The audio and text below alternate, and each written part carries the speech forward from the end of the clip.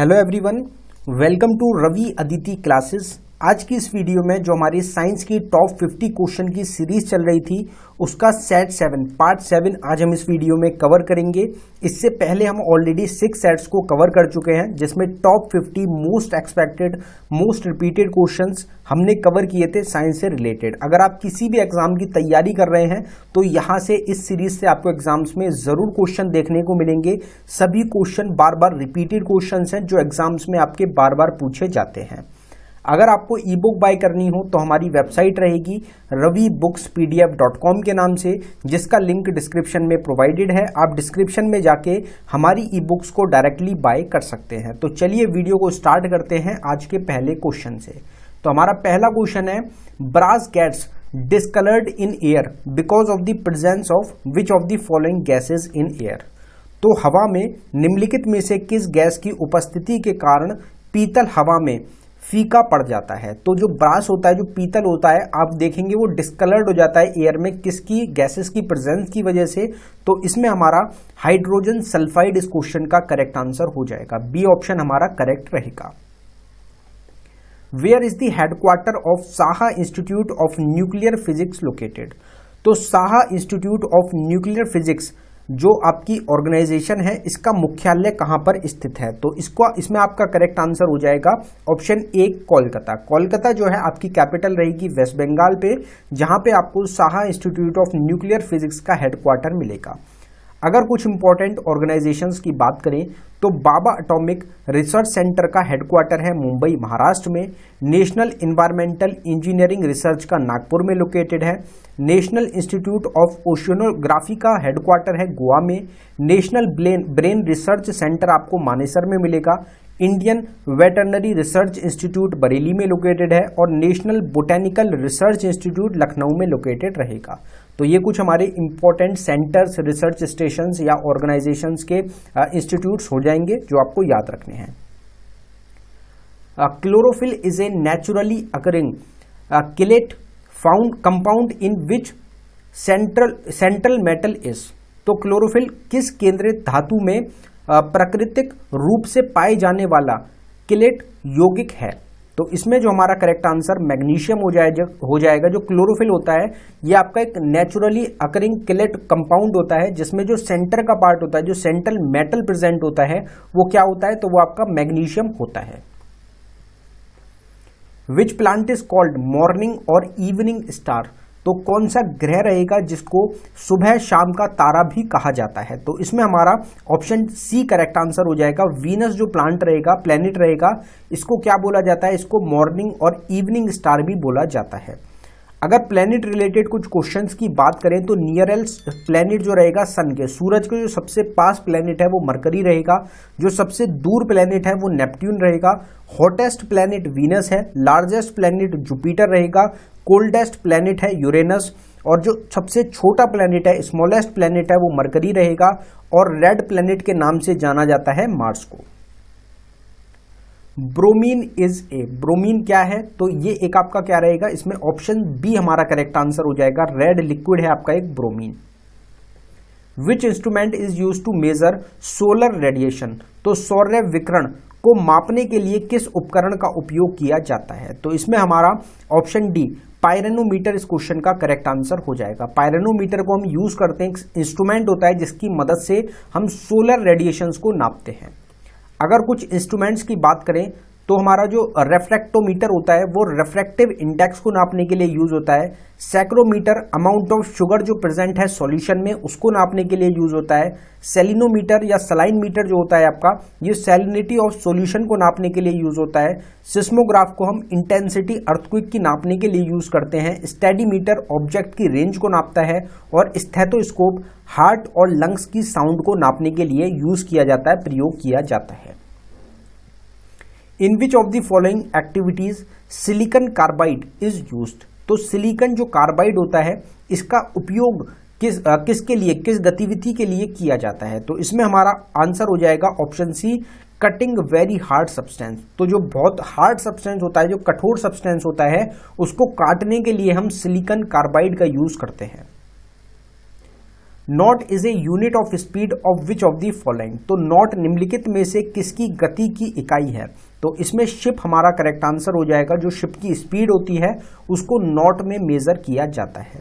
अगर कुछ और एसआई यूनिट्स की बात करें तो चार्ज कूलम की एसआई यूनिट हो जाएगी, मैग्नेटिक फील्ड की हो जाएगी टेस्ला, पावर की हो जाएगी वॉट, ल्यूमिनस इंटेंसिटी की कैंडला होती है, अमाउंट ऑफ सब्सटेंस की मोल होती है, फोर्स की एसआई यूनिट न्यूटन रहेगी और प्रेशर को हम पास्कल में नापते हैं। तो ये कुछ इंपॉर्टेंट एसआई यूनिट्स हमारी हो जाएंगी। The average salinity of sea water is, तो समुद्री जल जो होता है उसकी जो सलाइनिटी होती है वो एवरेज कितनी होती है? तो 3.5% इस क्वेश्चन का आपका करेक्ट आंसर हो जाएगा। Who was the first scientist to get the Nobel prize in India? तो भारत में नोबेल पुरस्कार पाने वाले पहले वैज्ञानिक कौन थे? तो आप सबको पता है, जो अगर आपसे पहले पर्सन पूछे जाते, फर्स्ट इंडियन पूछे जाते नोबेल प्राइज जीतने वाले, तो वो रविंद्रनाथ टैगोर होते, जिनको 1913 में लिटरेचर की फील्ड में भारत का पहला नोबेल प्राइज मिला था। लेकिन यहाँ पे साइंटिस्ट की बात करी जा रही है तो इंडिया के जो सेकंड नोबेल प्राइज विनर रहेंगे जिनका नाम है सीवी रमन, ये फर्स्ट साइंटिस्ट थे इंडिया से जो बिलोंग करते हैं जिनको नोबेल प्राइज मिला था। अगर फर्स्ट बात करी जाए फर्स्ट की यहाँ पे, तो पहले भारत रत्न जीतने वाले आपके एस राधाकृष्णन रहेंगे। 3 लोगों को मिला था, उसमें एस राधाकृष्णन को सबसे पहले प्रेजेंट किया गया था, इसलिए फर्स्ट भारत रत्न में आपको एस राधाकृष्णन मिल जाते हैं। बाकी तीनों जो रहेंगे जिसमें आपके शामिल रहेंगे सी राजगोपालाचारी, सर्वपल्ली राधाकृष्णन और सीवी रमन, इन तीनों को सबसे पहले भारत रत्न अवार्ड मिला था 1954 में। तो ये आपको ध्यान रखना है। जो पहले इंडियन रहेंगे नोबेल लिटरेटर जो रहेंगे वो हैं रविंद्रनाथ टैगोर, जो अभी हमने आपको बताया था लिटरेचर की फील्ड में इनको नोबेल प्राइज मिला था, पहले पर्सन रहेंगे इंडिया से जीतने वाले। अगर फर्स्ट वुमेन की बात करी जाए जिनको भारत रत्न मिला तो वो इंदिरा गांधी रहेंगी, जो कि फॉर्मर प्राइम मिनिस्टर रही थी इंडिया की। पहले इंडियन जिनको अशोक चक्र मिला राकेश शर्मा रहेंगे। पहले इंडियन ज्ञानपीठ अवार्ड जीतने वाले जी शंकर कुरूप हैं। पहले इंडियन नोबेल प्राइज जीतने वाले मेडिसिन की फील्ड में हरगोबिंद सिंह खुराना, जिनको इकोनॉमिक्स की फील्ड में मिला वो अमर्त्य सेन रहेंगे, और फिजिक्स की फील्ड में पहले जीतने वाले आपके सीवी रमन हो जाएंगे। Galvanised iron sheets have a coating of, तो गैल्वनाइज्ड जो लोहे की चादरें होती हैं उन पर किसकी कोटिंग होती है? तो इसमें हमारा जिंक इस क्वेश्चन का करेक्ट आंसर हो जाएगा। आप सबको पता होगा कि जिंक को कोटिंग के लिए क्यों यूज किया जाता है आयरन पे, जो लोहा होता है उस पे जिंक की कोटिंग होती है, किस कारण की वजह से? जिससे कि जो आपका लोहा है उसमें जंग ना लगे, जंग से बचाने के लिए लोहे को जिंक की कोटिंग की जाती है। Goitre is the deficiency of which of the following, तो घेंगा जो होती है एक बीमारी होती है जो कि किसकी कमी से होती है? तो इसमें आयोडीन इस क्वेश्चन का हमारा करेक्ट आंसर हो जाएगा। गोइटर बीमारी डिसीज आपकी आयोडीन की कमी की वजह से होती है। अगर कुछ और डिसीजेस की बात करें तो आयरन की कमी से अनीमिया डिसीज होती है, कैल्शियम की कमी से बोन और टूथ डिके होता है, विटामिन डी की कमी की वजह से स्टोमलेशिया होता है, विटामिन B7 की कमी की वजह से डर्मेटिटिस होता है, विटामिन ई की कमी की वजह से लेस फर्टिलिटी होती है, विटामिन B5 की कमी की वजह से पैरेस्थेशिया होता है, विटामिन ए की कमी की वजह से लॉस ऑफ विजन रहेगा, और विटामिन सी की कमी की वजह से स्कर्वी डिसीज होती है। तो ये कुछ इंपॉर्टेंट विटामिन से रिलेटेड आपकी डिसीज हो जाएंगी जो एग्जाम्स में बार बार रिपीट होती हैं। Non stick cooking utensils are coated with, तो नॉन स्टिक जो खाना पकाने के बर्तन होते हैं उन पे किसकी लेपित होता है? क्या लेपित होता है मतलब किस चीज की कोटिंग होती है? तो इसमें हमारा टेफ्लॉन इस क्वेश्चन का करेक्ट आंसर हो जाएगा। टेफ्लॉन की कोटिंग मिलेगी आपको जितने भी नॉन स्टिक यूटेंसिल्स हमारे होते हैं। The study of coins is known as, तो सिक्कों के अध्ययन को किस नाम से जाना जाता है? तो इसमें हमारा ऑप्शन ए न्यूमिस्मैटिक्स इस क्वेश्चन का करेक्ट आंसर हो जाएगा। स्टडी ऑफ कॉइन्स को बोला जाता है। अगर स्टडी ऑफ रिलेटेड बात करें तो स्टडी ऑफ बर्ड्स को हम ऑर्निथोलॉजी बोलते हैं, स्टडी ऑफ इंस्क्रिप्शंस को एपिग्राफी बोला जाता है, स्टडी ऑफ रॉक्स को पेट्रोलॉजी बोला जाता है, स्टडी ऑफ फॉसिल्स को पैलिंथोलॉजी बोला जाता है, स्टडी ऑफ फ्लावर्स को फ्लोरिकल्चर बोला जाता है, स्टडी ऑफ फ्रूट्स को पोमोलॉजी बोला जाता है, और स्टडी ऑफ पॉपुलेशन को डेमोग्राफी बोला जाता है। Permanent hardness of water may be removed by the addition of, तो जल की जो स्थायी कठोरता होती है उसको किसके मिलाने से दूर किया जा सकता है, तो इसमें हमारा सोडियम कार्बोनेट इस क्वेश्चन का करेक्ट आंसर हो जाएगा। Soda water contains, soda water में क्या प्रेजेंट होता है, क्या होता है, तो इसमें हमारा कार्बोनिक एसिड प्रेजेंट होता है आपका सोडा वाटर में, जिसमें सोडा वाटर में आप देखते हैं जैसे हिला के अगर आप उसको खोलते हैं तो उसमें जो गैस रिलीज होती है वो आपकी कार्बोनिक एसिड की वजह से होती है। जो लैक्टिक एसिड होता है ये आपका मिल्क में प्रेजेंट होता है, सिट्रिक एसिड मिलेगा आपको लेमन में, एस्कॉर्बिक एसिड होता है टमाटोज में, टर्टरिक एसिड ग्रेप्स में प्रेजेंट होता है, मैलिक एसिड एप्पल्स में प्रेजेंट होता है, एसिटिक एसिड विनेगर में प्रेजेंट होता है और यूरिक एसिड हमारी यूरिया में प्रेजेंट होता है। विच of the following is in liquid form at room temperature, निम्नलिखित में से कौन सा कमरे के तापमान पर तरल रूप में होता है, तो इसमें आपका फ्रेंसियम करेक्ट आंसर हो जाएगा। फ्रेंसियम जो होता है एक एलिमेंट होता है जो लिक्विड होता है रूम टेम्परेचर पे। Which of the following was to be discovered first in the chromosphere of the sun, तो जो सबसे पहले जो खोज सबसे पहले आपके सूर्य के क्रोमोसोम में की गई थी वो कौन सी रहेगी, तो इसमें हीलियम आपका इस क्वेश्चन का करेक्ट आंसर हो जाएगा। हीलियम का सिंबल क्या होता है, तो हीलियम को हम He से डिनोट करते हैं, नियॉन को Ne से, आर्गन को Ar से, क्रिप्टॉन को Kr से, जिनॉन को Ze से, रेडॉन को Rn से और ओग्नेजोन को Og से। Sodium metal is capped under, तो सोडियम जो धातु होता है उसको किसके अंतर्गत रखा जाता है, तो केरोसिन इस क्वेश्चन का आपका करेक्ट आंसर हो जाएगा। सोडियम जो मेटल होता है उसको केरोसिन के अंडर रखा जाता है क्योंकि वो एयर से रिएक्ट कर जाता है, उसमें आग लग जाती है, इस कारण की वजह से सोडियम को हम केरोसिन के अंडर रखते हैं। Which of the following are the ingredients of gun metal, ये क्वेश्चन हमने पहले भी कवर किया था कि जो गन मेटल होता है वो आपका किससे मिलके बना होता है, तो कॉपर, टिन और जिंक का मिलके बना होता है, आपका मिश्रण होता है जिंक आपका गन मेटल। अगर कुछ और मेटल्स की बात करें या कुछ और एलिमेंट्स की बात करें तो रोज मेटल आपका बना होता है Bi, Pb और Sn से मिलके, डेल्टा मेटल होता है Cu, Zn और Fe का मिश्रण रहेगा, मुंज मेटल आपका Cu, Zn का, गन मेटल Cu, Zn और Sn जो हमारा क्वेश्चन भी था, जर्मन सिल्वर हो जाएगा Cu, Zn, Ni से, नाइक्रोम हो जाएगा NiCr, Fe का, मैग्नीलियम हो जाएगा Mg एल्यूमिनियम का, ड्यूरेलियम हो जाएगा AlMnCu का, तो ये आपके सब क्या हो जाएंगे, इंग्रेडिएंट्स हो जाएंगे, मिश्रण हो जाएंगे।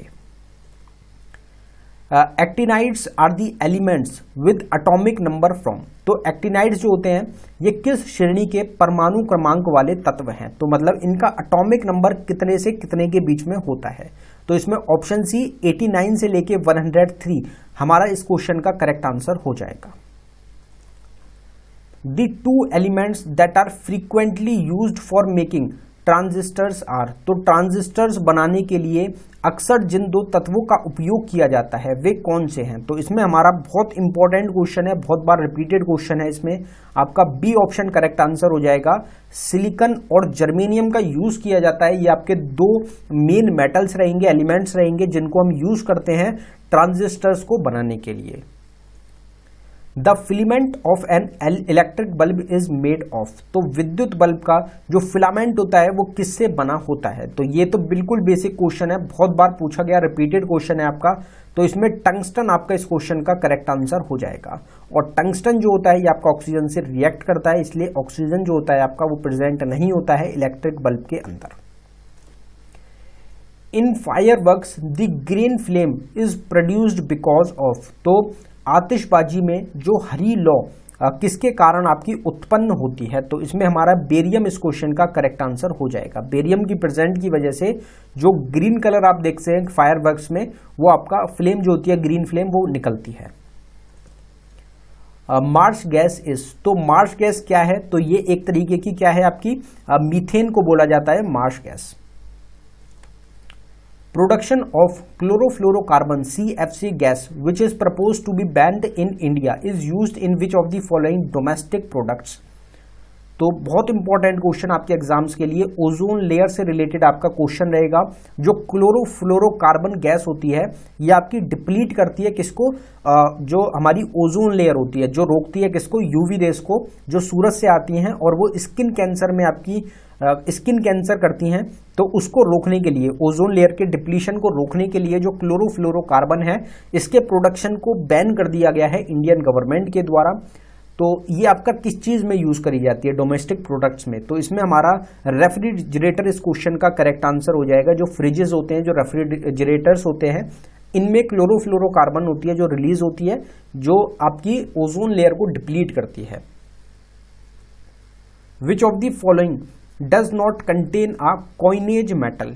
तो निम्नलिखित में से किसमें सिक्का धातु नहीं होता? तो इसमें हमारा करेक्ट आंसर हो जाएगा जिंक और गोल्ड में आपका कॉइनेज मेटल प्रेजेंट नहीं होता है। Which metal pollutes the air of a big city? तो कौन सी धातु बड़े शहरों की वायु को प्रदूषित करती है?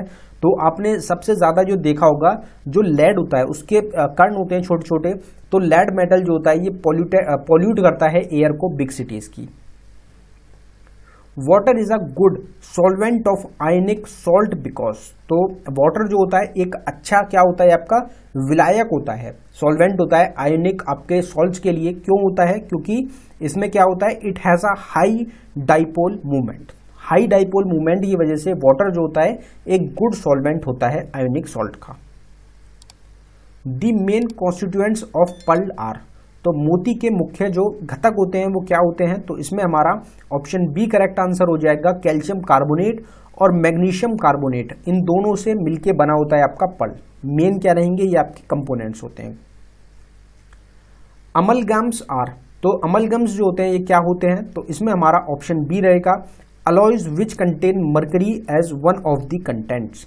तो मर्करी जो होता है इनका एक कंटेंट होता है, एक अलॉय होते हैं जिसमें मर्करी जो होता है वो आपका एक कंटेंट होता है। विच of the following metals remain in liquid under normal conditions? तो नॉर्मल जो कंडीशंस हैं उसमें कौन सा धातु है जो कि आपके सामान्य परिस्थितियों में तरल अवस्था में रहता है? तो इसमें हमारा करेक्ट आंसर हो जाएगा मरकरी। मरकरी भी क्या होता है, नॉर्मल टेम्परेचर पे आपका लिक्विड फॉर्म में ही रहता है। Potassium permanganate is used for purification drinking water because? तो पोटेशियम जो परमैंगनेट होता है इसका उपयोग किया जाता है पीने के पानी को शुद्ध करने के लिए। किया जाता है क्योंकि किस कारण की वजह से? तो इसमें हमारा करेक्ट आंसर हो जाएगा it is an oxidising agent. तो जो पोटेशियम परमैंगनेट होता है ये आपका ऑक्सीडाइजिंग एजेंट होता है, जिस कारण की वजह से जो ड्रिंकिंग वाटर होता है उसको प्योरीफाई करने के लिए इसको यूज करते हैं। Reading of a barometer going down is an indicator of? तो बैरोमीटर की अगर जो रीडिंग है वो नीचे जा रही है तो इसका क्या कारण है, मतलब ये किसका संकेत देता है? तो इसमें हमारा रेनफॉल का आंसर करेक्ट आंसर हो जाएगा। Light year is a measurement of? तो प्रकाश वर्ष किसका माप करता है? तो इसमें हमारा करेक्ट आंसर स्टेलर डिस्टेंस हो जाएगा। स्टेलर डिस्टेंस को नापा जाता है, मेजर किया जाता है लाइट ईयर्स में। Very small time intervals are accurately measured by? तो बहुत छोटे जो समय अंतराल होते हैं उनको सटीक रूप से नापने के लिए किसका यूज किया जाता है? तो एटॉमिक क्लॉक्स का यूज किया जाता है बहुत ही छोटे टाइम इंटरवल को नापने के लिए। Which among the following is a positively charged particle emitted by a radio active element? तो निम्नलिखित में से कौन सा एक रेडियोधर्मिक तत्व द्वारा उत्सर्जित घनात्मक आवेशित कण है? तो इसमें हमारा करेक्ट आंसर हो जाएगा अल्फा रे। अल्फा रे क्या होता है? आपका एक पॉजिटिवली चार्ज्ड पार्टिकल होता है जो क्या एमिट करता है? आपका रेडियो एक्टिव एलिमेंट है। In an atomic explosion enormous energy is released which is due to? तो आपने देखा होगा जो एटम बॉम्ब होता है या उसका जो एक्सप्लोजिव होता है, एक्सप्लोजन होता है, तो उसमें बहुत ज्यादा एनर्जी निकलती है, तो वो किस कारण की वजह से? तो इसमें हमारा जो करेक्ट आंसर है वो जाएगा conversion of mass into energy. तो जो मास होता है उसको एनर्जी में कन्वर्ट करा जाता है जिसकी वजह से बहुत ज्यादा इनॉर्मस आपकी एनर्जी जो होती है वो रिलीज होती है। मेसोन्स आर फाउंड इन? तो मेसोन किस में पाए जाते हैं? तो इसमें हमारा ऑप्शन डी कॉस्मिक रेज में आपको मेसोन्स पाए जाते हैं। Which radio active pollutant has recently drawn to public due to its occurrence in the building material? तो जो बिल्डिंग मटेरियल होते हैं उसमें प्रेजेंस की वजह से हाल ही में क्या एक रेडियो एक्टिव पॉल्यूटेंट है जिसको रिसेंटली ड्रॉ किया गया है पब्लिक में, तो उसका क्या नाम है? तो इसमें हमारा करेक्ट आंसर हो जाएगा thorium. Which of the following shows the masses of the 3 elementary particles in decreasing order? तो गिवन ऑप्शंस में से मासेस के हिसाब से जो आपकी एलिमेंट हैं, 3 एलिमेंट आपको प्रोवाइड कराए गए हैं, उनको डिक्रीजिंग ऑर्डर में मासेस के बेसिस में आपको प्रोवाइड कराना है। तो इसमें हमारा करेक्ट आंसर है ऑप्शन सी, बेरोन्स, मिजोन्स और लेप्टॉन्स। ये आपके डिक्रीजिंग ऑर्डर में है मासेस में। What is the wavelength of visible spectrum? तो जो आपका दृश्यमान स्पेक्ट्रम होता है उसकी जो तरंग दैर्ध्य होती है वो क्या होती है? तो मतलब आपसे सिंपल वेवलेंथ पूछी जा रही है विजिबल स्पेक्ट्रम की। तो इसमें हमारा करेक्ट आंसर हो जाएगा 4000 से 7000 एंगस्ट्रॉम जो होती है ये आपकी क्या होती है? वेवलेंथ होती है विजिबल स्पेक्ट्रम की। The isotope of uranium capable of sustaining chain reaction is. तो इसमें हमारा करेक्ट आंसर हो जाएगा U-235। तो U-235 जो होता है ये यूरेनियम का आइसोटोप होता है जो कि चेन रिएक्शन के लिए आपका होता है, जो कि आपका चेन रिएक्शन करता है। The dark lines in the solar spectrum are due to. तो आपने देखा होगा जो सोलर स्पेक्ट्रम होता है उसमें आपको डार्क लाइन्स मिलती हैं, तो वो किस कारण की वजह से होती हैं?